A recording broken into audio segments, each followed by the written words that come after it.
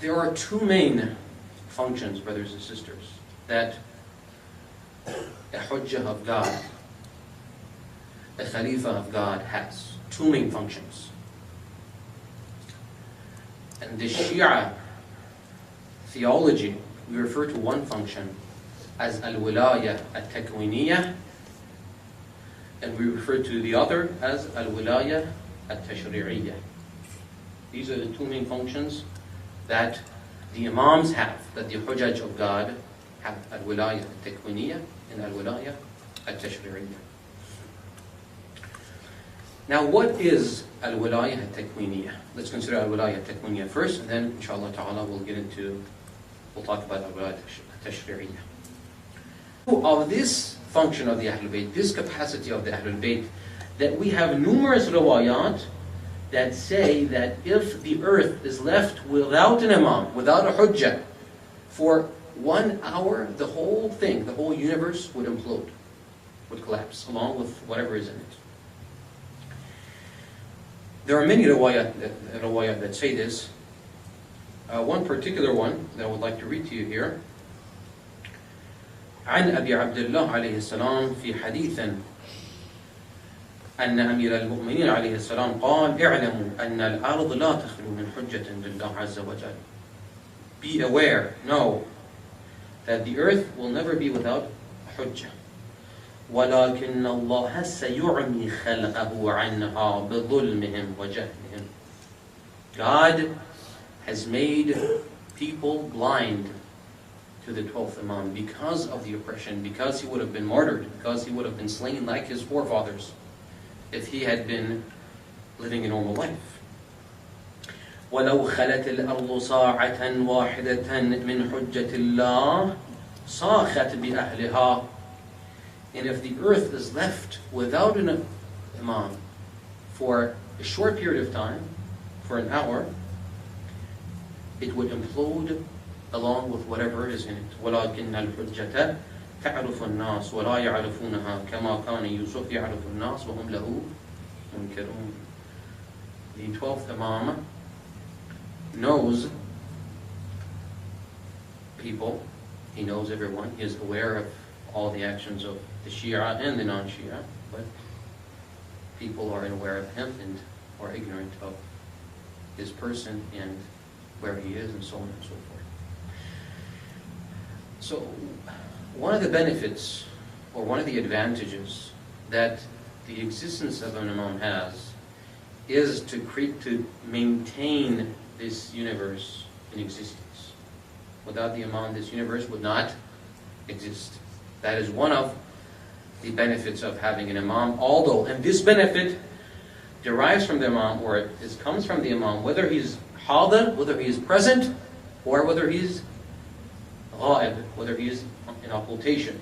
Regardless of his state of presence or occultation, this benefit comes from the Imam. Now, as to why this benefit comes about, as to why the Ahlul Bayt have this function, why the Khalifatullah, or how the Khalifatullah officiates in this capacity, I've talked a lot about this in the previous nights, and so I will not go into more detail concerning this function. The second function, or the second capacity of the Ahlul Bayt, which is what we all are aware of, inshallah ta'ala, is their al-wilaya al-tashri'iyya, their legislative authority. It is in this capacity that they are the representatives of God's al-rububiyyah al-tashri'iyya. It is in this capacity that they convey and interpret God's law. It is in this capacity that they are entitled to rule humankind. We believe that the only people genuinely entitled to rule humankind are the Ahlul Bayt. Right? This is the second function of the Ahlul Bayt, the second benefit that humankind derives from the Ahlul Bayt. And this benefit is pretty much absent in the absence of the imam. We are deprived to a great extent. To a great extent, we are deprived of this capacity of the imam. Although he has the imam, whether Imam Mahdi and the previous imam, starting from the Prophet himself, although the Ahlul Bayt have specified that in the absence of the imam, the faqih, the fuqaha, those who have the necessary requirements, they are the representatives of the Ahlul Bayt, that they are the extension of the al-wilayah al-tashri'iyah of the Ahlul Bayt, that they can interpret the law of God, that they can rule human society, and that's why we believe in walayatul faqih.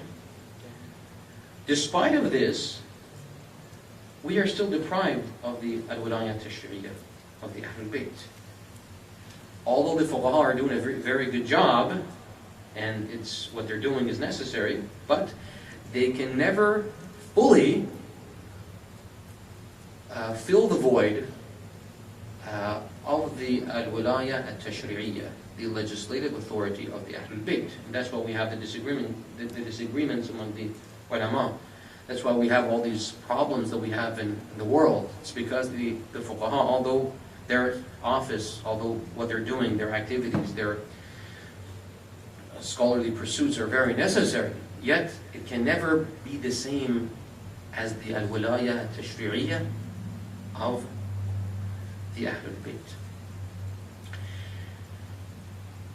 There is, however, brothers and sisters, another aspect to the functions and activities of the Ahlul Bayt. And that is what we sometimes refer to al-hidayah al-batiniyah. Al-hidayah al-batiniyah, which we could translate as a hidden guidance or covert guidance, as opposed to al-wilayah al-tashri'iyah, which is al-hidayah al-zahiriyah, which is overt guidance, it's open guidance. This al-hidayah al-batiniyah is a hidden type of guidance. It's a guidance that people usually do not notice. Yet it is a type of guidance that the riwayat of the Ahlul Bayt, without a doubt, specify and verify.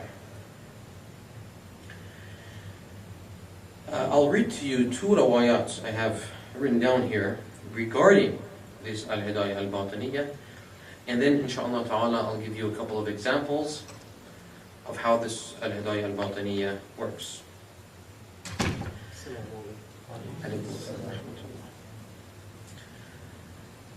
The first riwayah is from Imam Sadiq, and it appears in Ikmaluddin or Kamaluddin, Bahar al-Anwar, Ithbat al-Huda, and other books as well, Manaqib Ibn Shahrashub and other books. عن سليمان الأعمش. The narrator is Sulaiman al-A'mash. عن الصادق عليه السلام. لم تخلو الأرض منذ خلق الله آدم من حجة لله فيها. Since the creation of Adam, the earth has never been left without a hujjah, without a divine viceroy. ظاهر مشهور أو غائب مستور. Whether this hujjah might be known to people or he might be hidden to people. Regardless of this, there has to be a hujjah. إلا أن تقوم الساعة إلا أن تقوم الساعة من حجة لله فيها.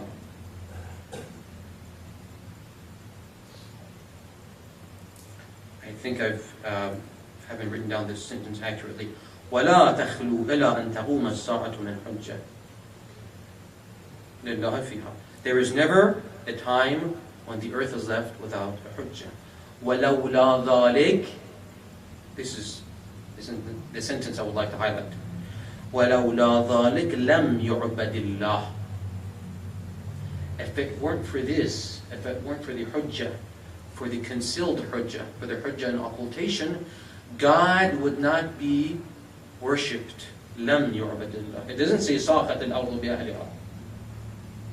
That's the al-wilaya takwiniyah. This is something different. لم يعبد الله. God would not be worshipped. Inshallah, we'll come back to that later. قال سليمان, the narrator asks Imam Sadiq, فقلت للصادق عليه السلام فكيف ينتفع الناس بالحجة الغائب المستورة? How can people benefit from a divine viceroy, a hujjah of God, who is in occultation? قال كما ينتفعون بالشمس إذا سترها السحاب. I'm sure you guys have heard this a lot. Just as the people benefit from the sun when it is shrouded by clouds. That's the benefit that humankind derive. And it is that